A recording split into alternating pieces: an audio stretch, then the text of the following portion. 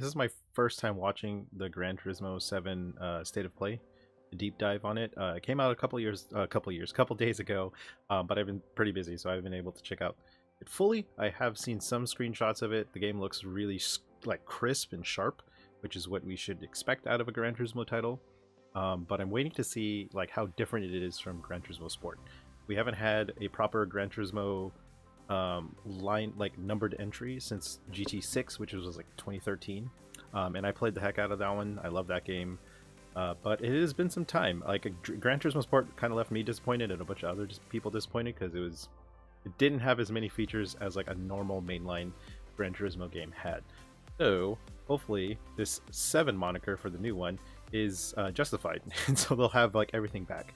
So I'm gonna play this, but I'm going to lower down the music because I heard some of this stuff is copyright, but I could still read some of the text because someone's translating it. Yeah, here we go. This is the Dragon Circuit. Some rallying. Cool. Wow, this looks really tight. Yeah, they nailed the look. They nailed the graphics. One thing that Gran Turismo is really good at in terms of graphics, which is like it's always been the marquee thing about a Gran Turismo title, is that the color and the graphics are like real life accurate. They're more muted and more realistic compared to like Forza. Forza is a little bit more cartoony and more saturated. So the muted colors in a Gran Turismo game look a little bit better. To me anyway. That's how it should look in real life. I know there's ray tracing in this game too. This is Trial Mountain, by the way. There's ray tracing in this game, but only for certain modes. So during racing, you can't have ray tracing turned on. You can only have it in photo mode and in like replay mode.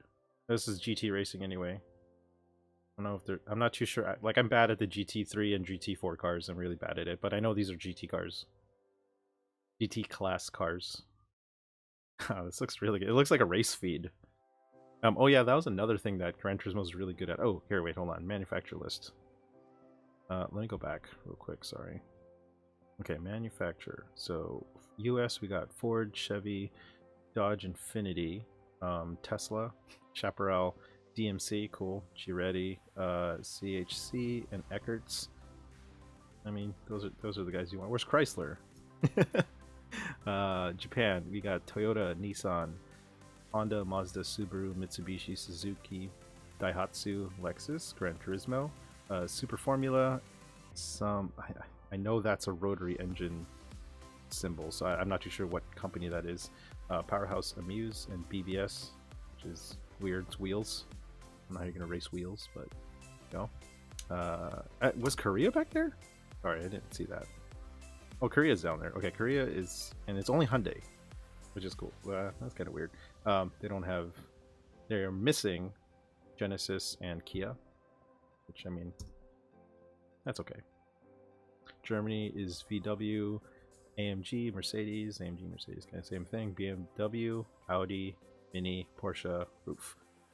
Good, Porsche's in there. Sweet, that's important.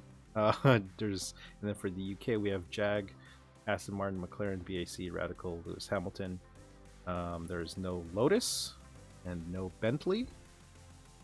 Italy, we have Alfa Romeo, Ferrari, Lamborghini, Fiat, Abarth, Maserati, Pagani. I want to say that is Zagato and Brembo is a brake caliper. Wow, good amount of cars. Like, it's the car amount doesn't really matter as much as the types of cars that they have in there. Like there are certain cars within each one of the manufacturers that are really important to have. Like Honda Civics should have Civic SIs inside of them, like everyday cars, which is very important. All right, so here's the track list. It says here we're prepared 34 locations, 90 layouts, which is cool.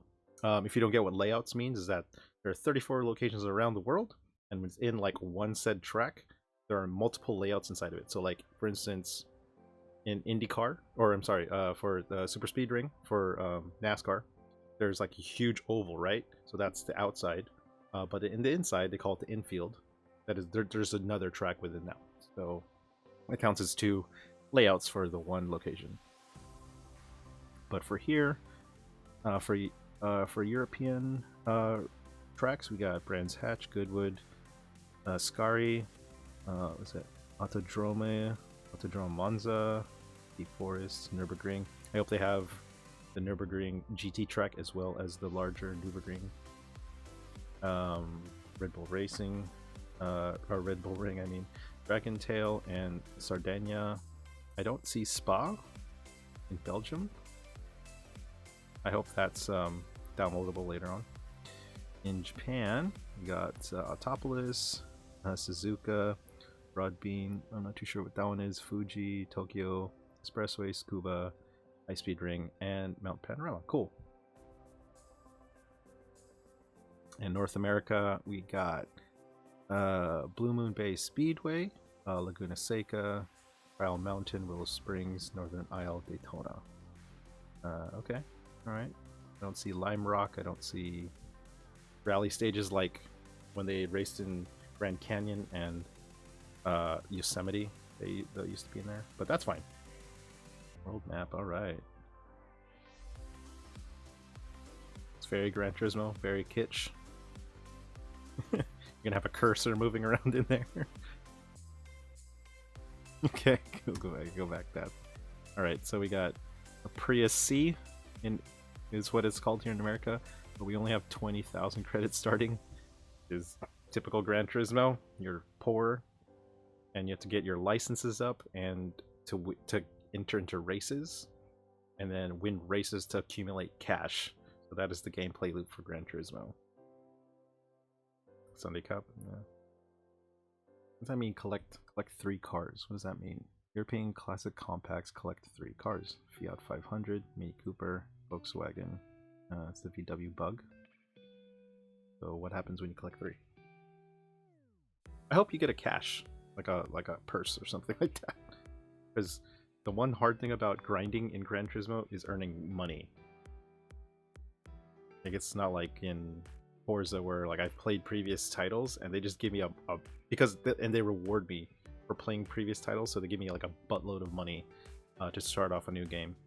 Oh, okay, that's what the collecting means in the cafe. Yeah, you get like a roulette of cards. Okay, Porsche. So now you collected all 3. Hey, Tamatano. Tamatano was the original designer of the first Mazda Miata, the NA versions.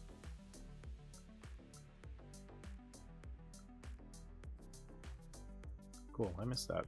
I missed histories of cars. Something that like Top Gear, the TV show, used to go over a lot, but now it's more like a stunt show. SX back there, Honda Type R. I'm glad there's trucks in this game. Not just cars. There should be like huge, like bigger SUVs too. I really hope they have large ass SUVs. Like the Ford Bronco should be in there. There we go. It's car lot. 19,000. Oh, that's expensive for a Mazda Miata. That's cool. I like that. Yep.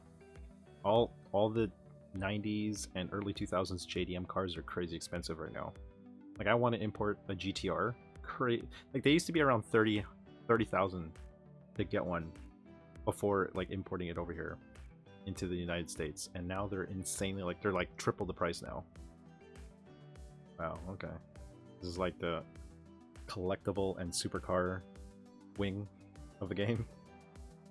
DB5, classic James Bond vehicle. Martini Racer. I'm sorry, Golf. Not Martini. Man, it looks so good. Good. Like, that's a major upgrade. People were like clowning on this because there was like no detail back here in like trailers that came out like 6 months ago. So I'm glad they're able to fill this all out. It looks really neat. Really, really good. Like, the glint off of paint and decals is really well done in Gran Turismo games. Something that Forza didn't get correctly until the last game, Forza Horizon 5. The glint of sun hitting off of, you know, metal paint or metallic paint is like accurately done here in this game and finally in the Forza games. There's the LM LMP1 classes and GT classes. So mixed class racing. Neat. Maybe we could make some 24-hour Le Mans races here. Oh, great. License test. Yep. Golds are... Ooh, they're the hardest things. Take you like hours to try to get golds in the license tests. Mission races. Oh, cool. You have a drag strip. All right. Mission races like the Moon and the Lewis Hamilton stuff. I don't know if you guys ever played that. There's like Moon missions in GT6, Gran Turismo 6, I think there was, where you drove the most expensive car in the world, which is the lunar, what do you call it? The lunar rover. All right, some drifting. Cool. 2 players, split screen. That's super important. Like this is how I played. This is how I really got into the game, was playing against my friends at their house or at my house through split screen. Although I mean GT Online works just as well, but there's something about just like ordering a pizza and just racing against each other while messing around on your new console. That's pretty lost on this generation nowadays. This is the online. I'm guessing it looks a lot like GT Sport. So here, pause this real quick. So yeah, you have driver rating. Oh gosh, what's the name of that? It's their. So you have the driver rating, and then you have like like their Yelp review. How well they race against other people. If they don't dive into corners and try to knock you off the course, like that's their rating, and your qualifying time. So everyone has to qualify their times to mark their place on the grid. And this is a 12-player lobby. So you go into the race when everyone qualifies their times. Wow, he's 110 credits already in his bank. Oh, that was cool. See this photographer on this rock? Go back. Photographer right there. Oh, cool. This camera angle, the first-person camera angle is really good looking.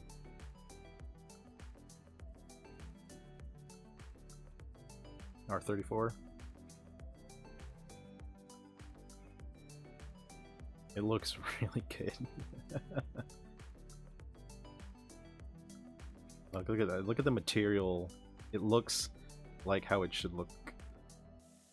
And like, look at that transparency materials and metal and plastics. It really sucks you can't have ray tracing while racing. They probably couldn't get it up to 60 frames. That's probably why they limited it to the photo mode and the replay mode. You have what, meteorologist? Meteorologist Yamauchi right now. Alright. This confirms dynamic weather, which is finally, well, I mean, not finally, but yes, should be in there. And day and night cycle? Day and night cycle. Yep. Going to nighttime. Yep, cool. Just like GT6. This is important for 24-hour racing, by the way. Beautiful. Beautiful. You see galaxies and stuff in there? Galaxies, planets. And that Starfield. Oh, I can't wait to see that. I hope the shadows of the lights against the cars at night are going to look awesome. That's cool. Oh, that's real time. I hope this is real time. Look at that.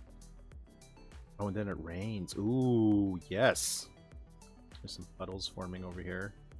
We get to avoid those now. But it becomes dry here the more the cars come through. So it changes your driving line. Perfect. Like the one cool thing about like in Forza 7, in Forza Motorsport 7 is that there's dynamic weather within the lap races. So in lap 1 it might be super sunny and dry, and then by the end of lap 3 it could be like a torrential downpour, which totally changes how you race that last lap.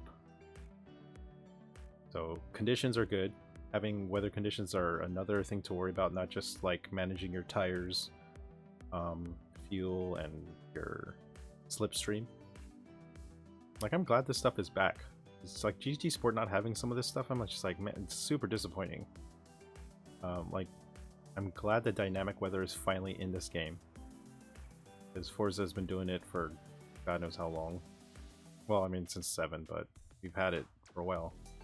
But I can't wait to see how Polyphony Digital implements weather and inclement weather inside of their games. Tsukuba. I love Tsukuba. It's this tight little track that is super fun to play on with a lot of hairpin turns. Yeah, grass. Wow. Again, GT replays of the games are like the best. Of the races are the best. Rally racing. Good. So rally racing is a little different in Gran Turismo. It's not really rally racing. It's more like circuit racing, but on a dirt track. It's not like rally stages, like in traditional rally. Good song. It's like a disco version of this song. All right, your helicopter chase cam going on there. Oh, that looks weird though. The helicopter blades look weird. I haven't seen any open wheel racing yet in this demo, or any of the trailers so far. I haven't seen any. There's got to be at least like some sort of IndyCar represented in these games, or some sort of Formula 2 or Formula 1 cars. I'm not too quite sure what's going on. Are you just trying to lap these cars?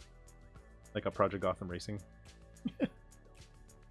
This is so Gran Turismo though. Like this is so quirky. Like so many quirky Japanese things inside these racing games. There we go. Important. It's like the most important part of a game, of a racing game. Wow, that looks really good. That Porsche. I love that car. That M6, that BMW M6 GT car. I played that in Gran Turismo 6. I love that car. Nice. Yeah, like that's gonna feel amazing with the DualSense controller. Like, yeah, look at that. Going over rumble strips and having the vibration go through your hands. That's very important. Ooh, I like that. You have the wheel split, the locks. Yeah, that's important. Understeer. Like, this might convince me not to get the DD Pro wheel by Fanatec, because like I know that the DualSense controller is going to feel amazing. 3D audio, yeah, important. Like, they didn't go over tire physics, which is important. I feel like your tires are one of the most important parts about racing. It's the actual thing that connects you to the road. And they didn't go over like how much they refresh the physics engine per second, because I know past Forzas in the Forza Tech engine have done it at 360 times per second, and I know the new Forza Motorsport 7 will either double or triple that. I don't have 3D headphones for the PlayStation 5, so this might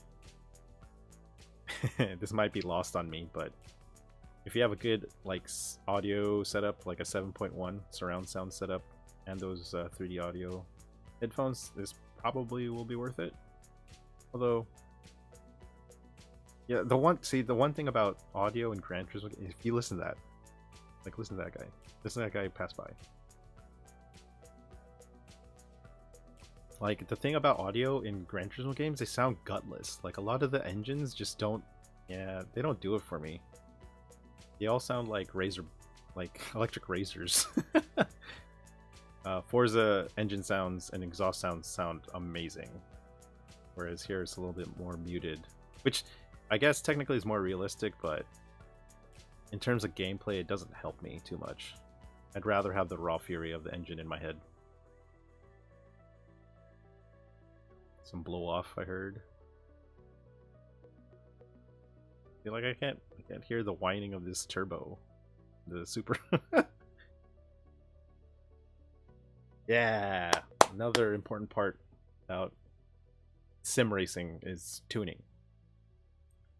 Oh, that's interesting. So they they separate. Okay, if you see up here, they're all the tabs are they're separated by sports, club sports, semi racing, racing extreme. So these are like if you have where's the performance points right here. So the higher the spec of the part, it falls under one of these, and so they separate it by tabs now. They don't separate it by like brake, all the brakes, and then all the LSDs and all the what do you call it, tires. They separate it by the racing class, if you will. So if you want, it's like say you have a world circuit that you need to have your car in a semi racing class, have a PP or performance index or whatever of like 600 plus, you have to upgrade it through here, find the part that fits it correctly to maximize your your car's potential for that given race. It's cool that they did that. I think that works out better. Like in Forza, you just go like, I want this brake kit that's like the highest possible for like this type of race, and then that's it. And same thing with like, yeah, the brakes, the aero, any turbocharging or supercharging going on. Oh, look at this. This is nerd central right here. You control supercharger, there you go. And the steering, so you can adjust your camber, everything in there. Oh, is this after? So the left side is stock, and the right side is an upgraded version. This is Brands Hatch, going 100 miles per hour off of turn 1. Okay, you know it's in a Beetle. Okay. Good luck with that.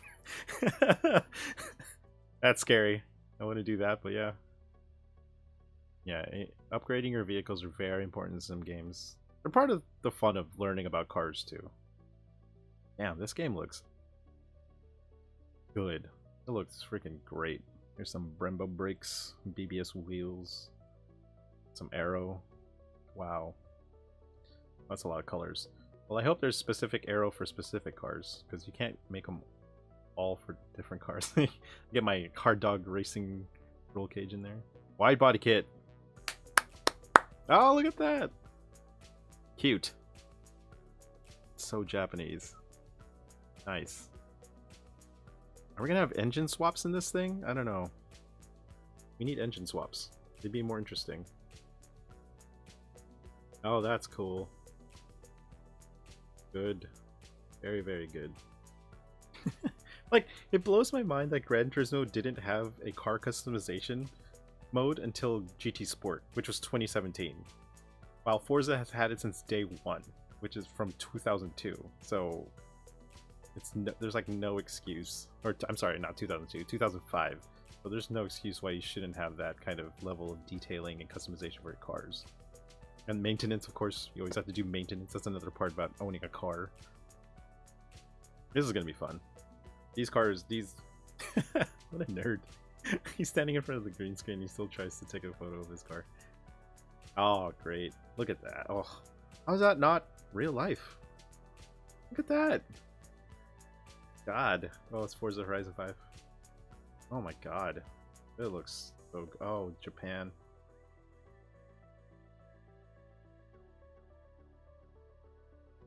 Wow, look at all this. This menu just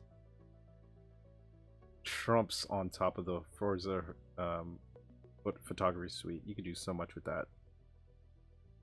Wow, look at that. Thank you. Okay, so this is similar to Forza. So Forza doesn't have scapes, where there's like a set piece background that you put your car inside of. But Forza does this, where like mid-race, you can take photos anytime during the race. So same kind of deal. Yeah, this is the creator hub that you could share. Creator content's important. It's cool to show off your livery designs and everything. That's one thing I like about Forza, is that when you buy a car and you have to choose its paint, immediately shows you a bunch of decaled cars for that vehicle you're buying. Like, that looks cool. Lamborghini. Yeah, Mazda though. That Vision project. I'm buying the steelbook, guys, because a Mazda is on the is on the cover, and I'm a Mazda guy. Oh, I love my Mazda. I did see a little bit of gameplay of this. So this is like Sega Rally, where instead of it, like time attack mode, where instead of like seconds, you have beats. So here it's blinking like 150, it's counting down, 4, 151. So you have to get to these like beat gates to increase your beats so you can keep racing. And that's, there you go, plus 30, there you go. So each time you get to one of those gates, they add more beats, so it allows you to race some more, all while you're passing other cars. Cool. I think that's cool. Showcases, like, the music has always been a strong part and a memorable part about Gran Turismo games. Like, I remember a lot more music from Gran Turismo titles than I do from any Forzas or Need for Speeds or Assetto Corsa or Grid or Toka Racing. I don't know if you guys played Toka Race Driver. I don't know, maybe because you spend so much time in doing laps inside of Gran Turismo that music gets recorded in your head. This game looks excellent. And of course, I hope we get to customize our drivers. We were able to do so before. I haven't seen anything about that yet, but... Alright, are we supposed to... Okay, I think we're just supposed to enjoy the music and the gameplay, so... Kazunori, stop talking. Oh, this is near the end. So, okay. I guess I could do closing thoughts now, while this is rolling. It looks phenomenal. I can't wait. I can't wait to play this game. Throughout GT7's development, I was kind of getting more disappointed the more I saw of it. Because like I saw that the graphics weren't at the point where I thought a Gran Turismo title should be. But hey, graphics are it's a subjective thing, but it's also a what do you call that expression where it's like the rate of return is less and less the higher you go up. So diminishing returns. So there's a lot of diminishing returns when it regards to realistic graphics like this. It looks amazing though, don't get me wrong. I really hope that the online play is really well done. I've seen some other gameplay clips, and so one thing I really like of what the Gran Turismo series does, which is important to like the human element of playing these games, is that so when you have like a camera, the race cam back here on the shoulder when doing replays, and you have the driver moves with the physics of the car, whereas in Forza games they don't do that. They just like sit still like this the entire time, even though they're like flipping over and on like a high-speed turn pulling 2 Gs or something, or a G. 2 Gs would kill you, but yeah, pulling a G and the driver's still like this with his arm like this isn't what's the play. What's supposed to happen is what you're supposed to like lean, do all this type of thing, which I mean that's how it is supposed to be. So yeah, it looks great. I'm really looking forward to it. I'll probably pre-order it pretty soon. And get that nice steelbook edition. But yeah, like that's my first impressions. I'm really getting super hyped for it now. Before I wasn't as much, but now that definitely got me over the questionable hump for this type of game. So I'm looking forward to that. So I hope you enjoyed this. I'll probably look at the Ghostwire Tokyo one next, and because I've never done something like this, but first time for everything. All right, okay. Hope you like, subscribe, do all that wonderful stuff for me. And have a good night. See ya. Peace.